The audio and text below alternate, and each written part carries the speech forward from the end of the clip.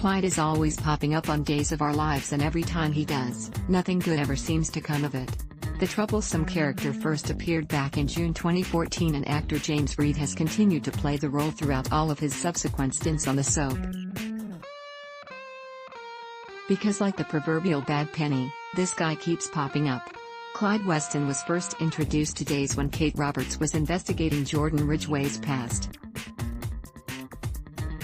She connected her to Ben Weston, and a trail led her to their father, Clyde. Claimed they ran away and was eager to reunite with them, but when Jordan and Ben came face to face with Clyde, they were furious and reminded him how his drinking caused him to abuse them and their mother.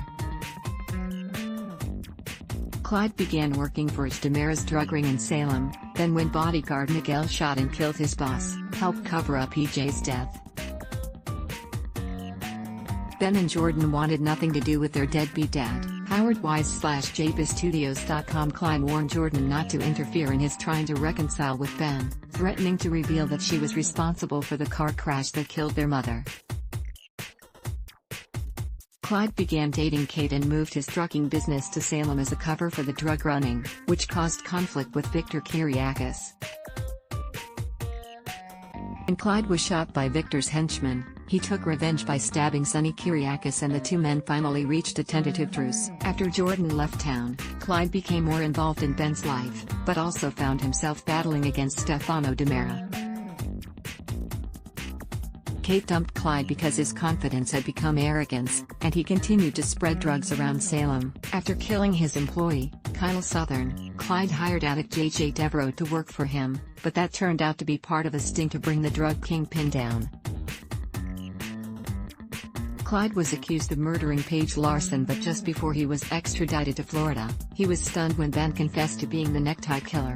In 2016, Clyde encountered supervillain Orpheus in prison, and the two engineered an escape along with Xander Kiriakis. Clyde made his way to Kate's home and held her at gunpoint, but Chad Demara arrived and rescued her. The three fugitives regrouped at the piers and plotted revenge on the citizens of Salem. During their reign of terror, Clyde accidentally shot Abe Carver and was horrified to have shot an innocent man. Clyde began drinking and opened up to Orpheus about his troubled childhood and the abuse he'd suffered at the hands of his own father. This trio of villains caused 3 times as much trouble in Salem.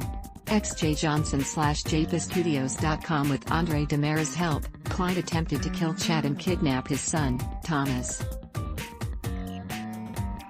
But that turned out to be a trap, and he found himself under arrest yet again. The following year, Clyde was on the loose, helping Ben break out of Bayview Sanitarium and telling him that one of his victims, Will Horton, was still alive. After he was re-imprisoned, Clyde was surprised to learn that Ben was apparently reformed and had been released. After a year passed in the blink of an eye, Clyde was in prison alongside Ben, who had been arrested for Jordan's murder.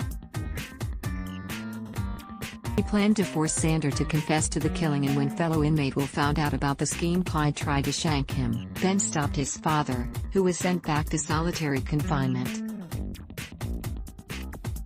Eventually, Clyde convinced Ben to go along with the prison break, but both of them ended up behind bars soon enough. Clyde had a close moment with his son just before Ben was sent to be executed, and was happy to learn that Ben had been cleared when the real killer had been found. Clyde resurfaced again in the spring of 2020 when he learned that Ben and Sierra Brady were to be married. But Sierra later visited the inmate in prison after a bomb went off at the wedding and Ben disappeared. Clyde was genuinely surprised by the news and was in the dark about who could have abducted his son. In October, Orpheus arranged a blackout and a prison break, so Clyde immediately escaped and went to visit Ben before Orpheus enlisted him to kidnap Allie Horton's baby boy, Henry. But Kate tricked him into handing over the kid and shot him before calling the police to have him arrested.